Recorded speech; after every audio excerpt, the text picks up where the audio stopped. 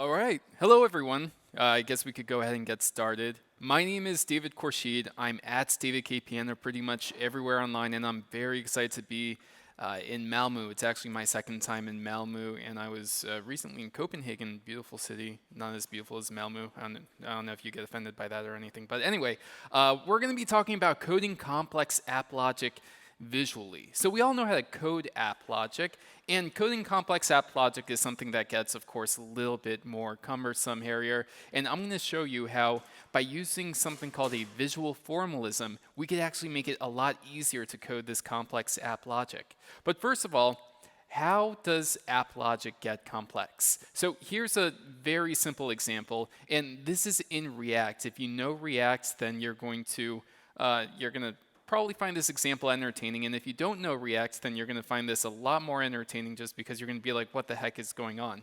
So over here we have an onSubmit event, and so when we're submitting the form, we're submitting the data. But as anyone who's built a form knows, this is not the entire story, right? We have to have some sort of indicator that we're actually loading the data. So we have to have some isLoadingState Boolean variable in there, and then we have to set isLoading to true. But you see the problem here.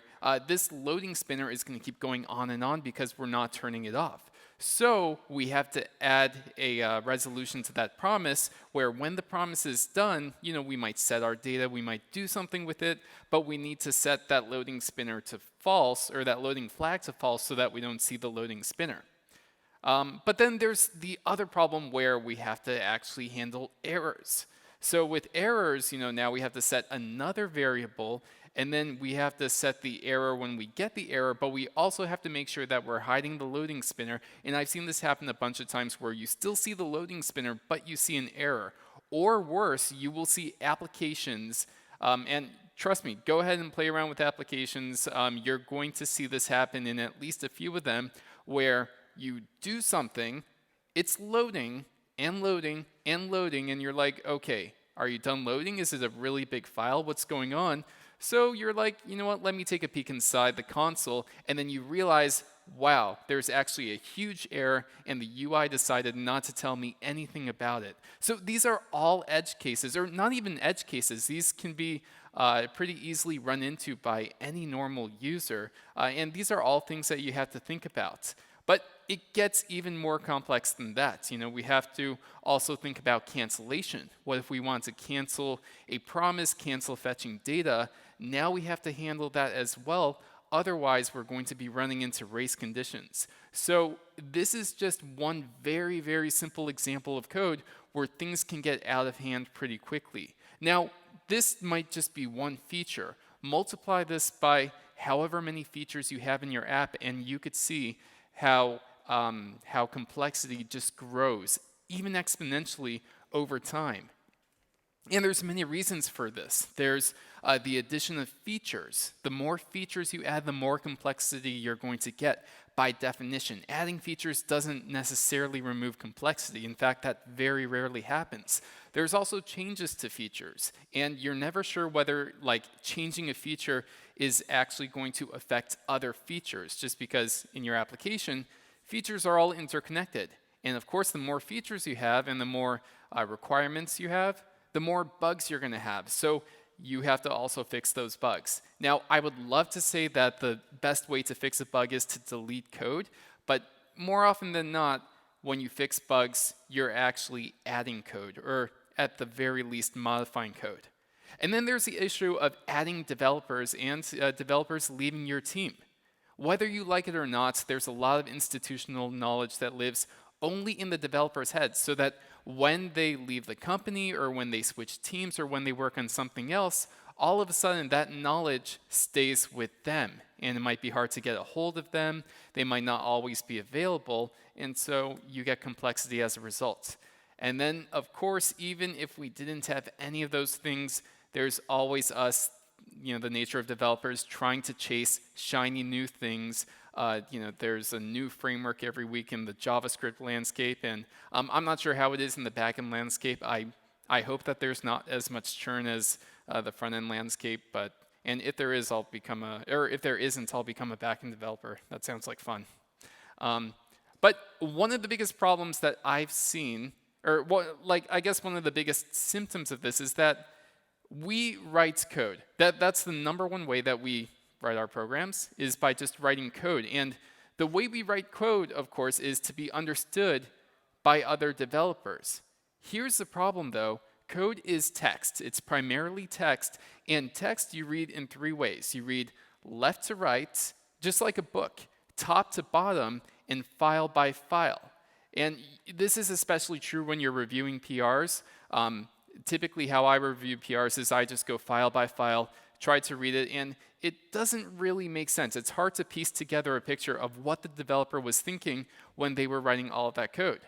And so it occurred to me that code is linear, but programs are not necessarily linear. I mean, just think about the earliest basic programs where you have all those go-tos. You would read it linearly until you see a go-to, and then you would have to shift your eyes up to a line. So really, code is more like one of those choose-your-own-adventure stories where you have a function call. Now you have to switch contexts in your brain and read that function and try to understand the context that function was called in when you're going back to the original code that you were originally reading. So yeah. Here's one example from Slack. I'm not sure how many of you have seen this before, but this is a decision tree or a flowchart, whatever you want to call it, for when Slack decides to send a notification. And so this is just one small part of business logic that in Slack. And of course, Slack is a very complex program. I'm not sure whether this is on the front end. This is probably on the back end, I guess, or maybe the front end, but there's a lot of decisions to be made just for deciding whether not to show a notification or to show a notification. And so you could see this is something that's very hard to describe in a linear way. So that's why, spoiler alert, having this in a visual format actually makes things a lot clearer than having it in a text-based format. But when we think about low code, we sort of think about things like this. How many of you remember this, right? This is how I started programming with, I was going to say VS Code. This is not VS Code. This is Visual Basic. And so what was cool about Visual Basic is it allowed you to drag and drop certain things on the screen, and then you could program each of those elements, and you had a nice visual representation of what your program was going to look like, and you didn't need to write everything by code. A lot of the visual elements, again, could just be dragged and dropped on the screen. But of course, right now, we're sort of the opinion where when we look at low code as developers, we're like, maybe no thanks. Maybe I just want to stay with code because code gives me the most full flexibility. But in reality, us developers, we do use low code in a way. And so we use low code, no code to supplement the code that we're already creating. So two great examples are TLDraw and Excalidraw. And I'm sure a lot of you might be familiar with Excalidraw. TLDraw is another fantastic drawing tool that's just like Excalidraw. And both of them are very helpful when you're creating architecture diagrams or simple flowcharts or things like that to easily draw and show your team just diagrams for what you're trying to express. And of course, these can be related to the code. And it's very nice to see these diagrams alongside your documentation or as a way of explaining the code that you have that you're working with. So two extremely useful tools. I use them pretty much every day. And then we look at other industries. For example, graphic design. There's tools like Procreate. There's video editing tools like Adobe has a whole suite of tools, Photoshop, Illustrator. There's DaVinci Resolve. And so all of these tools are professional tools. These aren't simple tools where it's like, oh, I just want to make a simple picture or create a simple video. When you get into really advanced editing, you're not given an IDE where you have to code everything. You're given a very detailed and advanced visual interface in which you could create these things. And it's not limited to just those. There's also game development and computer-assisted design. This is Unity Blueprints, and this is AutoCAD. And of course, these are all visual tools that professionals use every day. And even with websites and apps, there's tools like Plasmic and Framer for web, and there's Webflow too. And all of these are visual tools that help us create applications. And they're not even just limited to novice developers or so-called citizen developers, but also to just advanced developers could use these kinds of tools as well. But of course, the vast majority of what we're working on today uses IDEs such as VS Code or WebStorm or Notepad++, if some of you are still using that. But here is a core problem.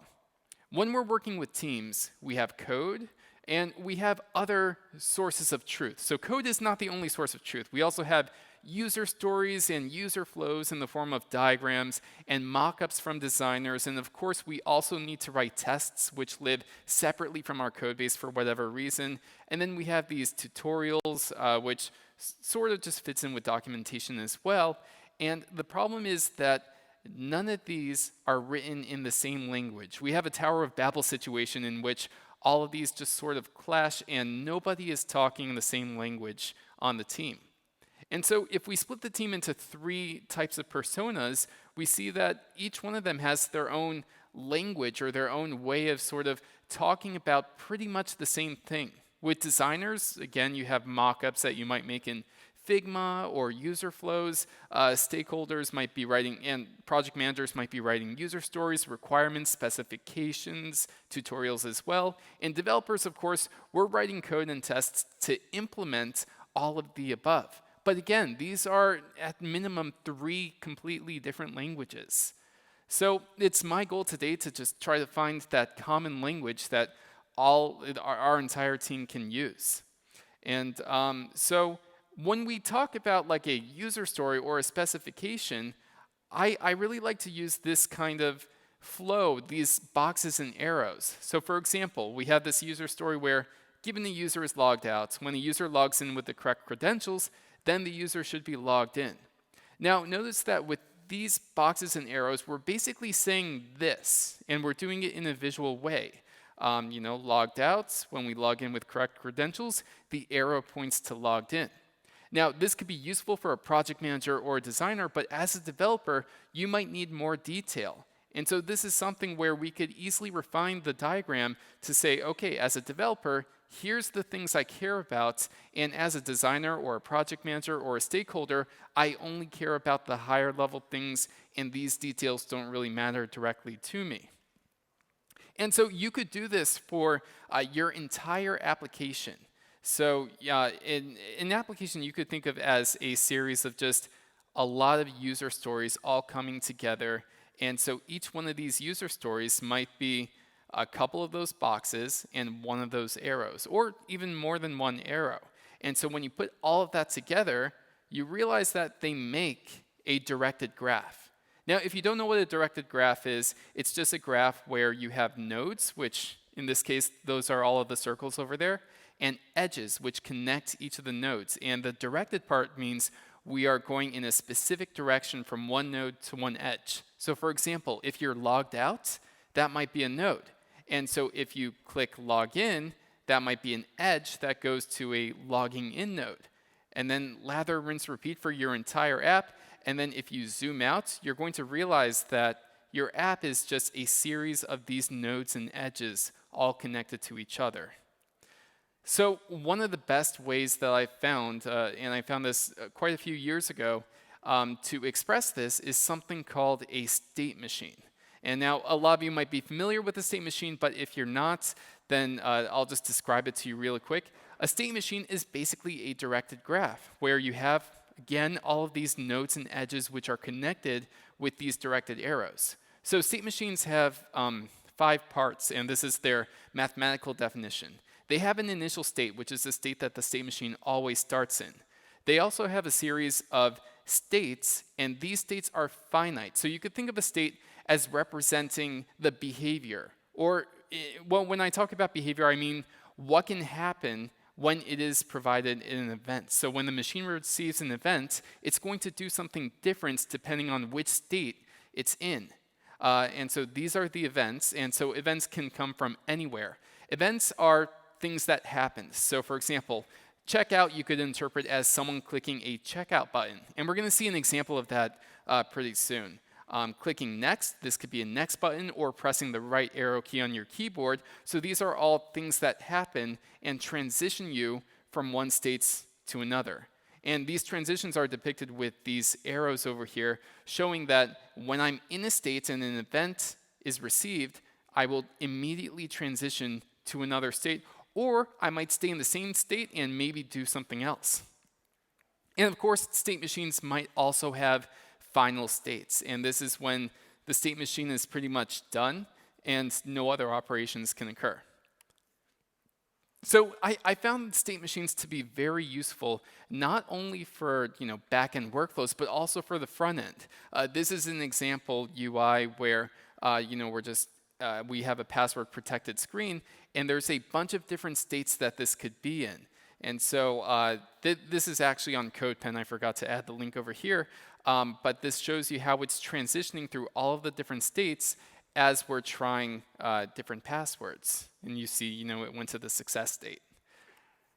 Now, some of the benefits of state machines are, well, first of all, they prevent impossible states. And you might think that impossible states, rarely happen. But again, play around with apps. You're going to see, things like the loading spinner still occurring when you see an error or things like that. So just things that don't make sense. And so impossible states might be a nuisance at best, but they could entirely break the app and the experience for the user at worst. And so if you take anything from this talk, especially if you're like, you know what, I don't want to use state machines, I don't want to use XState or any of these fancy libraries, then please just take this.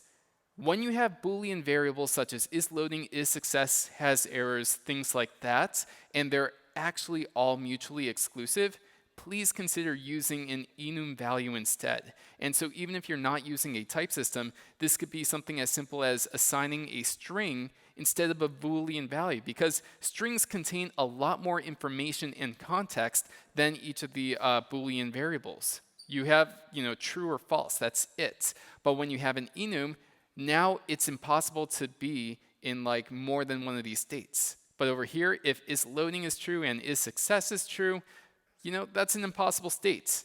And you can't have that over here. So how do we make state machines? The truth is you don't actually need a library to make these state machines. You could use a simple switch statement. And so many of you, if you've used Redux or something similar, you might have done this before. However, there's one big difference. And the difference is that we're not switching on the events, but instead we're switching on the state's value instead. And so the state value could be that loading, error, success, and then we determine what to do based on the events that we receive. So it's sort of a switch in thinking. We're not going event first, we're going state first. But again, another thing that if you took one thing or now two things from this talk is that at the very least, model your application logic using events. Instead of directly manipulating the state, by doing it in this way, we're sort of training ourselves that events are important and everything that could happen in the app can be an event that's dispatched. And it makes your application logic a lot clearer to understand as well. And it also makes it a lot more flexible because now, for example, pressing the enter button or clicking a button, those could both send the same events. And again, we'll see an example of that soon. Another way that I like to make state machines is using objects, and that's because I don't really like writing switch statements. So with objects, it's actually pretty convenient because I could just put it in this special data structure where I have all of my states in the state object, and then all of my transitions in each of the states in this on object where I could add multiple events here if I want, but we have the events, and then we have the next state where it should be in.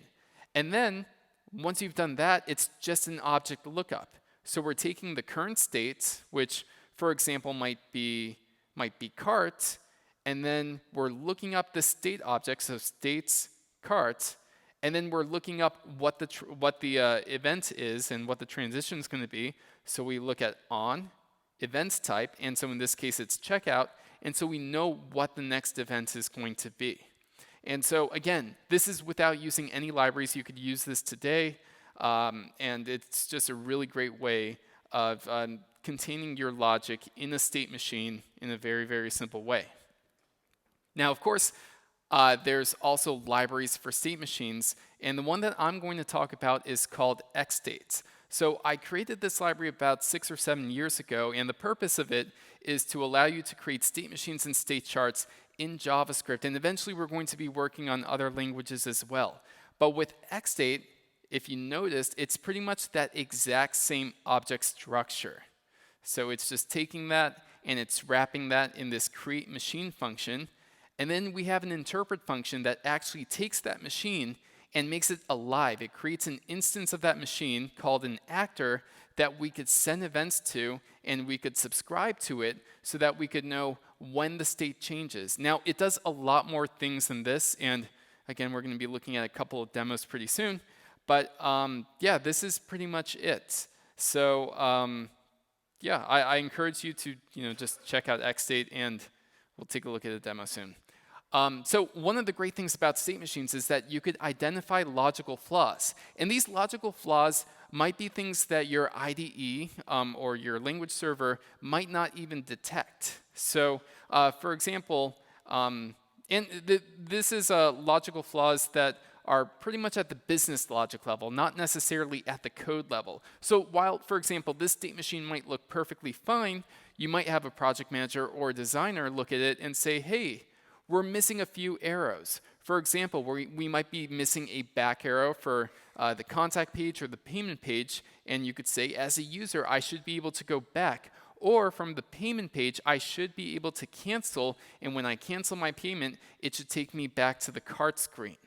And so this is an example. I've heard many stories where people would take the state machines that they created, show other people on their team who aren't developers, and they are the ones who are able to say, hey, we're missing this, or this arrow is pointing to the wrong place. So it becomes, again, a low, no-code way of expressing your application logic. And also, speaking of expressing application logic, you could map your state machine to stories, to these user stories, and the other way around. For example, this transition over here could map to the user story as a user. When I'm in the cart and I click checkout, I should be taken to the shipping page. And then we could have another story where, as a user, when I'm in the cart and I check out via PayPal, since PayPal has all of my information, I should be taken to the payment page. If you're not familiar, PayPal is a payment processor. It's a European thing too. I think it's international. Anyway, I'm not sure what you all use. Also, there's a lot of really, really cool things that you could do with directed graphs, and I'm really excited to show you this actually. But algorithms, lots of graph algorithms. One of my favorite is Dijkstra's shortest path algorithm. So because you're expressing your app logic as a directed graph, now you could say, hey, find me the shortest path that takes me from the initial state to the final state, which is the confirmation screen. And then it could say, okay, the shortest path is through here. You go to the cart, you click PayPal, you're taken to the payment screen, and then once you click order, now you're on the confirmation page. Or you could tweak that a little bit, where you could say, find me the shortest path where my shipping address is provided. And obviously, we're not providing the shipping address through PayPal, so the algorithm is going to traverse all of the edges and determine that, hey, we need to go through here, and we need to go through that shipping state in order to have that shipping address provided. And so it's going to find a different shortest path. And then you could tie this to analytics or things like that. And especially as you grow your application, the shortest path algorithm just works really well for determining all of these different paths throughout your application. And then you could use that for generating documentation or generating tests. And that's exactly what I'm going to show you right now. So we're close enough to Denmark, and I made this little Lego checkout app. We're actually not really close to Billund. It's a few hours away. But I was really inspired by the Lego checkout page, especially because they use XState. So I made a little demo of that over here. And just to show you how it works, if I click checkout securely, I could choose a shipping address, choose a shipping method. enter some information, click payment, and then once I click agree, I could place my order, and then I'm taken to the confirmation page. Or much simpler, I could just click pay via PayPal, and since it has all my information, I could just place the order, and then I'm taken to the confirmation page. So how does this app logic work? It works by using a machine, so a state machine, and I'm going to show you exactly what that looks like over here. So this machine has all of the states in it. So we have cart, we have shipping, contact, payment, and confirmation. And so the transitions are over here. So when I select a shipping address, we're not changing states, we're just assigning that shipping address. And when we select a shipping method, we do the same thing, but once we click next, we go to the next state. So in this case, we're going to the contact page, but only if we have a valid shipping address. Now, this is a big JSON object, so it might be easier for us to actually, visualize that. So I'll show you how that's done over here. If I go to the right page, okay, index.js. Because we wrote this as a state machine, we could visualize it as a state machine.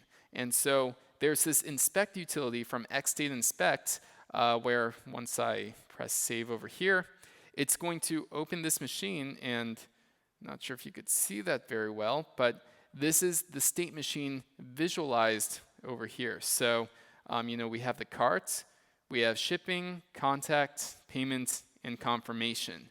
And we see that once, if we go through PayPal, we're taken directly to the payment screen.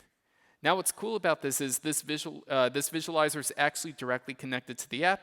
So if I click checkout over here, it's actually going to take me to the shipping address, and then I could choose a shipping address, continue to contact information, and it's going to change the state over here. So you could actually see it happen in real time. But I did talk about, I'm going to just hide this for a minute, because I did talk about another thing, and that's the generation of things like documentation and tests. Again, we talked about how we could use shortest path algorithms to generate all of these paths through the app.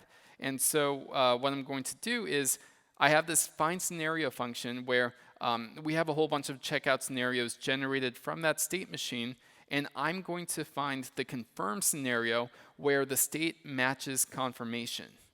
And so from that, I'm going to generate two things. I'm going to generate the steps that go through the machine and determine what is the shortest path to get to the confirmation. And I'm also, because this is a React app, and you could do this with anything, React, Vue, Svelte, Angular, I'm going to automatically generate all of the views in order to get to each of those steps. So now that I did that, we see that we have auto-generated steps on the shopping cart, pay via PayPal, on the payments, agree to the terms and conditions, and then place your order, and then you will reach order confirmed. Now, this is coming from the machine over here.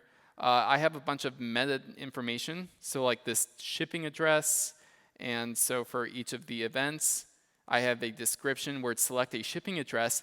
All of this lives inside the code, so I'm not having to maintain a separate file or a separate document to automatically generate these steps. Now, let's say that I didn't want to generate just the PayPal scenario, because I actually wanted to find the scenario where we actually do provide a shipping address. So I'm going to do and scenario.state.context.shipping address. So basically we're checking, do we also have a shipping address? So hopefully, if I save this, it will automatically generate all of those steps that take me through that state machine and generate each one of these steps and also each one of the views over here. So it's simulating what's actually happening when a user goes through the entire flow. So yeah, that's an example of using a state machine to generate documentation and things like that. But state machines are not perfect, and I'll be the first to admit that. One of the biggest problems with state machines is called state and transition explosion, and that's when you have more and more states and more transitions, and since a lot of these can connect to others, you have a combinatorial explosion of these states and transitions, and it could be a little unwieldy and start to look like this spaghetti soup over here and hard to visualize. And so that's why there's a formalism called statecharts, which extends the notion of state machines and provides a lot of other features. So one of the features it provides is this notion of actions, or these effects that you could attach to transitions. And so these are transition actions, but you could also simplify these by putting them inside of a state and saying, whenever I enter the state, we're going to fetch data. Whenever I exit, we're going to log telemetry. And so all of these actions are part of the formalism of state charts. And so some other important things, there's compound states, where you could nest states inside of a parent state. So when I transition to the ready state, we're in the playing state. And then when I transition out, then we're in the loading states.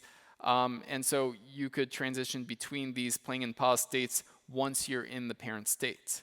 There's also parallel states which allow you to specify different regions or responsibilities within your app. So if I have a music player, I might have two responsibilities, which is the player itself, whether it's playing or paused, and the volume, whether it's muted or unmuted.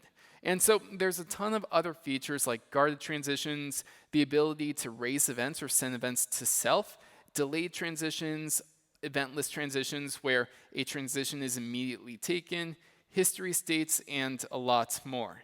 And so I have a quick one more demo for you.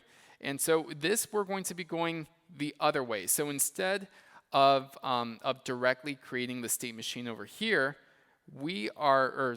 instead of working with the state machine over here, we're going to be creating a state machine. And this is going to be a much simpler app, but you're going to see still how state machines are useful. In this app, what I want to do is when I click this video, I want it to open up full screen and start playing.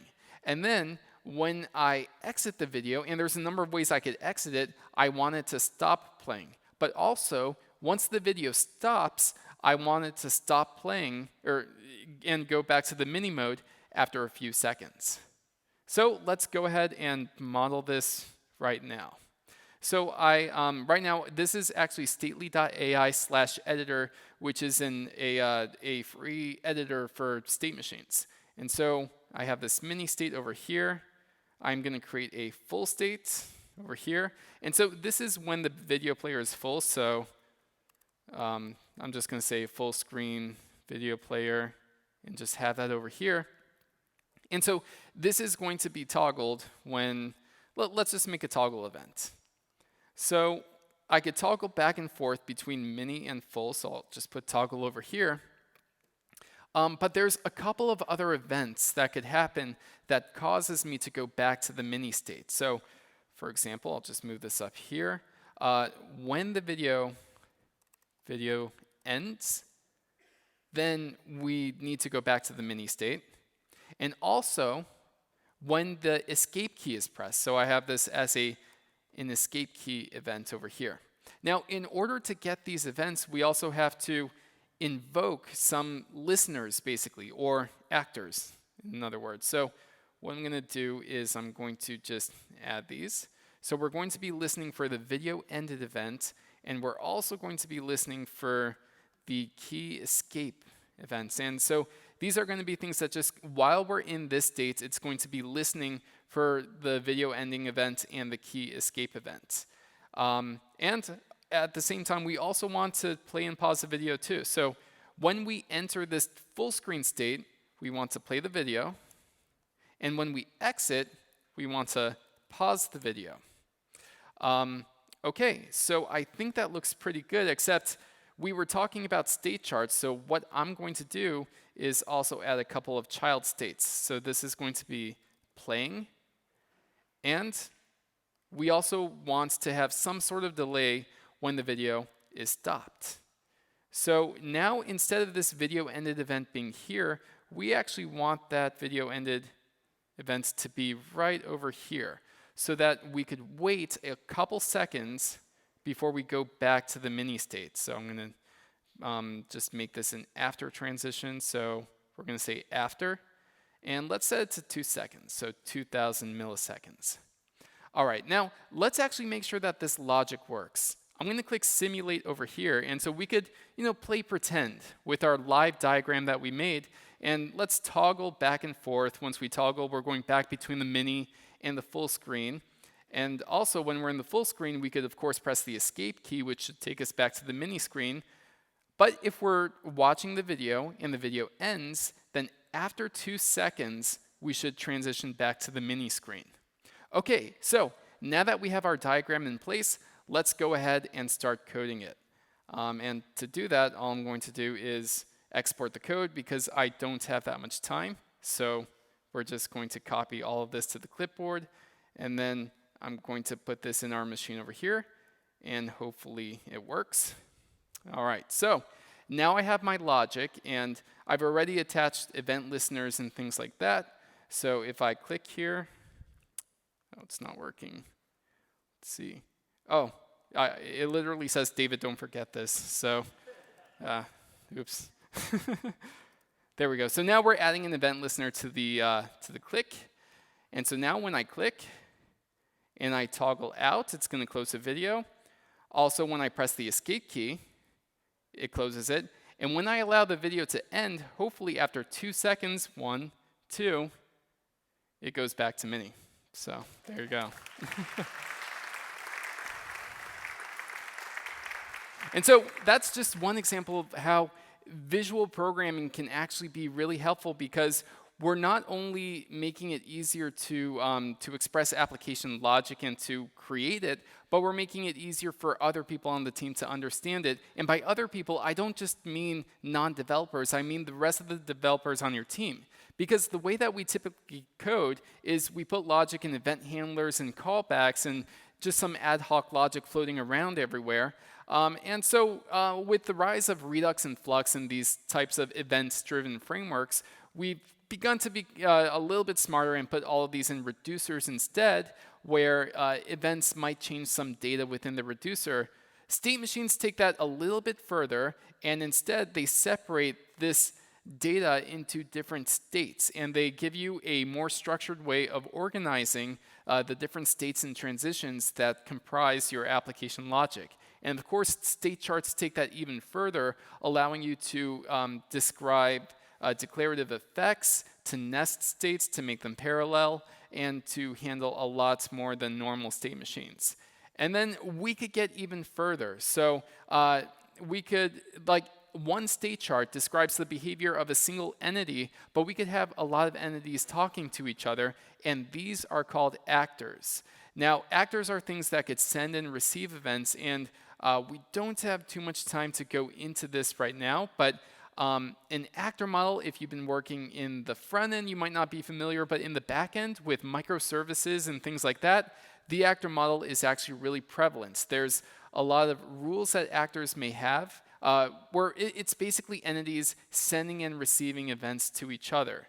And so one of the best ways I have of describing like what an actor is like ordering a coffee. You have two different actors, the barista and the person who's ordering a coffee. And in order for that transaction to take place, they actually have to talk to each other. So this idea of message passing extends beyond just normal human communication. It's actually a really good way of expressing how different parts of your code, your applications, your microservices, every part of your code base can talk to each other. And so that's why I think having things in an events-driven way is really good, because by using events, you have these arrows which can visually describe just how everything interacts with each other. And besides state machines and state charts, you also have actor system architectures and sequence diagrams, and these allow you to really take the requirements that you're given by